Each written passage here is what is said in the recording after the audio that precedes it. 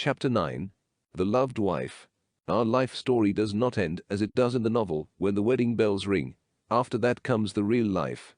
The wedding bells are but the call to more faithful duties, more earnest, unselfish love, greater effort to be attractive, more pains to make the husband happy than were taken to win his love. They ring out the birth of a love that is until death. They ring out the knell of all coyness and romance. The hero becomes the very human man. The shy girl is a woman who is to be his helpmeet.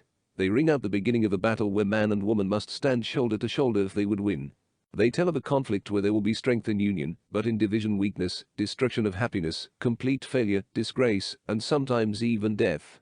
A girl rarely considers the deep responsibilities she takes upon herself when she marries. She is more often thinking of the happiness it will give her than of what she is to be to the man. She does not stop to think whether or not she is going to make her husband happy. She forgets that from that time his whole happiness, his success in life, almost his soul, are in her keeping. A man must ask his wife's leave to thrive is altogether true. A wife may be a dead weight or an inspiration. The dead weight drags even the strongest down, and an inspiration helps him to conquer every time. I have heard a man with a bad wife say, "Oh, I have no heart in me to do anything. She takes it all out of me."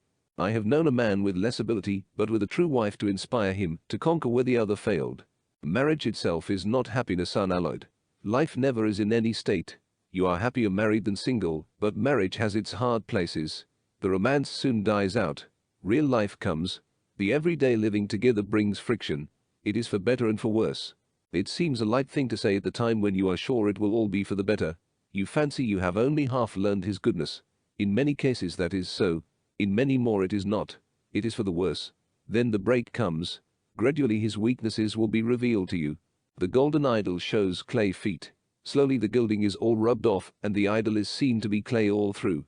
Many a woman meets with this disappointment. It is the great disappointment of her life. God help the woman who finds that her husband is unworthy of her love. A weak woman sinks under the blow and drags him even farther down. A strong woman will stand up bravely and in the end draw him up to her heights. She must gather together all her love for him. She must allow religion to take the helm with this love or all is lost. Sometimes love reels. Sometimes the senses do. Then, of all times, a woman must watch herself well. She is fighting a terrible battle with her disappointment as well as with his faults. They must be silent battles. The more silent the stronger they will be and the more sure she will be of victory. She must never by hint or word let anyone outside know of his failings. If they are of the kind which go before or which are well known by the community, she must show the world that she is blind to them. She must never speak against her husband even to her own mother. She must never admit that he has a fault. She has entered into a partnership where one partner cannot be untrue to the other. She has promised before God to honor him. Her loyalty may save him. It is certain that if she does talk about him and it comes to his ears, it will drive him away from her. When a breach is made between husband and wife, it widens continually. What in the beginning is a tiny thread soon becomes a broad gulf. It is really wonderful what a little while it takes for this breach to widen, and how disastrous are the effects. Our daily papers are a continual illustration of that fact. A perfect wife will never allow her opinion of her unworthy husband to be known. If he is unkind to her, she hides it as she hides her own misdeeds. Indeed, she would rather take upon herself the blame for any trouble others may have seen. She is pleased always with any kind attention he receives. A lady wrote her sister, with whom her husband was stopping for a few days. "He writes me you are doing everything to make his visit pleasant. Thank you. Whatever kindness you bestow upon him you bestow upon me. You will find plenty of listeners when you tell of your husband's faults and your own wrongs. They will be your apparent sympathizers. Not one, however, will respect you for doing so.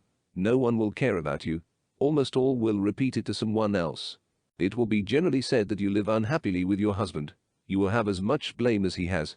It is the way of the world. It knows pretty well that the wife who so far forgets herself as to talk against her husband is as much to blame for the trouble as he is. She cannot be a good, loving Christian wife who is trying to lead him to better things. Such a woman would hold her tongue.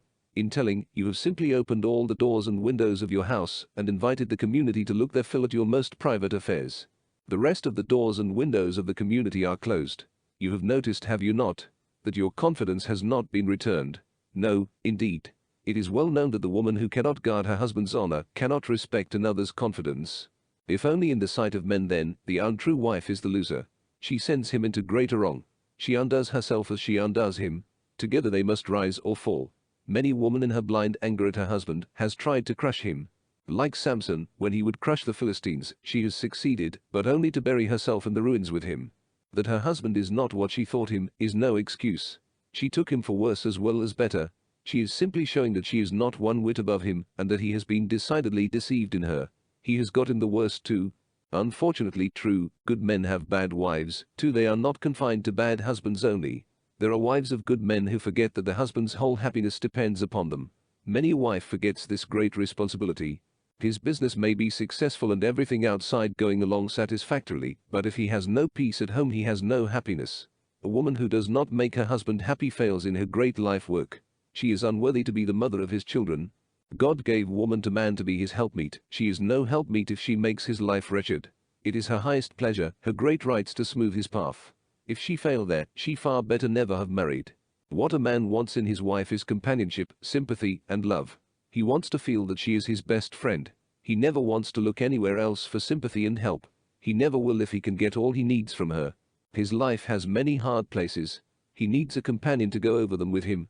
He is often overtaken by misfortunes.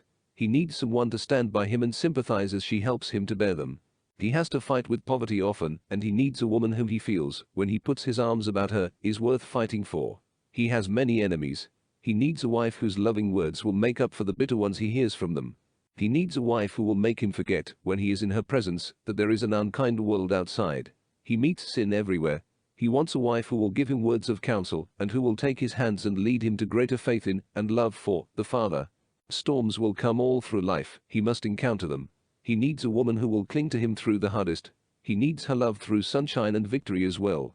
He wants to feel through all that his refuge is in her arms as hers is in his. He wants a wife upon whose breast he can lay his head when sorrows come, and weep. He wants one who will make him feel that no matter where else death strikes, as long as he has her he can endure life. I remember a man who, when his dearly beloved sister died, laid his head on his wife's shoulder, weeping, and said, "If it were you I should die." There are in history women upon whose strong hearts strong men have leaned and have become more strengthened in that leaning. Weak men have become manly through a womanly wife. Strong men have been weakened by a weak, wicked wife. Truly a man is made or marred when he marries.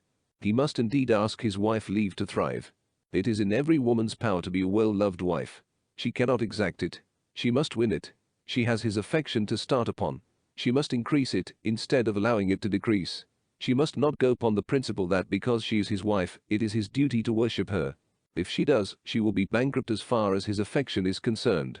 Men are not made in that way, as I have said before, and you must take them as you find them if you take one at all. Many a wife has allowed her husband's affection to die. She has fancied, maybe, that she was lowering her dignity to try to keep what she considered was her due. Nothing is our due of which we are not worthy. We are not worthy of a love we do not try to keep. Women who are exacting after marriage are generally the ones who tried the hardest to attract the man at first. It is generally the girl who runs after a man till she gets him, who makes no effort after marriage to retain his love, and who talks the loudest about her rights, and not groveling at his feet if it is suggested that she do better. Before she married she dressed for him. Nothing she owned was too pretty to put on when she knew he would see her. She was careful to be tidy in her person. She would never let him see a room in her home which was in disorder. She was courteous always. She never said an impatient word to him or before him. If he was cross, she bore it like an angel. She greeted him always when he came with a sweet smile and caress. She had loving words for him as she told him how she wanted to see him every minute since they had parted. She desired in every way to appear at her best before him. She hid every defect of temper or disposition. After marriage she does not care how untidy she is when he comes home. She never thinks of dressing for him. She is not courteous to him. She has no loving word, and she never hesitates to speak a cross one to him. She has smiles yet for the outside world, but none for the man whom she has promised to love and honor. She talks to him as she would be ashamed to have anyone hear her speak. She never bears with him. If he is cross, she is crosser. Is it any wonder she loses his love? She is not what he thought she was, or what he thought he was marrying. If he had seen her in her true colors before the fatal words were spoken, he never would have bound himself to her. The beautiful soul, the sweet smile that won him, are gone. The gentle spirit he fancied he detected was a delusion. What he loved, he does not possess. He possesses an unwomanly wife, and that he did not woo. With a weak man there comes a break. He often seeks his happiness with another woman. The strong man endures in silence, growing old and sad, broken in his youth. Ought this to be? There is no reason, because you have grown familiar to each other, you should not try to hide your temper as you did before. There is no reason, because he is caught and cannot get away from you, that you should cease to be attractive to him. You spread your net well. Now make the nest so attractive that he will be glad that he was caught. be all that you led him to fancy you were. Why should not a woman dress for her husband? Why should she not cultivate a sweet disposition for him and endeavor to make his home the happiest spot on earth? Why not try to banish from it every cloud, everything that will annoy or irritate? Is it of no use? It is of the greatest earthly use. It is a means of helping you both on to heaven. If you must be selfish, remember it is making yourself happier to have your husband love you as he loves no other earthly being. Men, after all, are easily pleased. You found that out in your courtship days. They are easily managed too. A man will do almost everything for the wife that makes him happy. He is almost too much of a slave to her. She can do what she will to him. With him, getting her own way is only a matter of tact and sweetness. Husbands are almost all like the man in the fable of the wind and sun. The sun beat in the end. Warmth of love and sweetness of manner will gain a victory where an ill-tempered insisting upon rights fails completely. Ward McAllister says in his Society, as I have found it, my advice to all married women is to keep up flirting with their husbands as much after marriage as before, to make themselves as attractive after their marriage as they were when they captivated them, not to neglect their toilet, but rather to improve it, to be as coquettish and coy after they are bound together as before when no ties held them.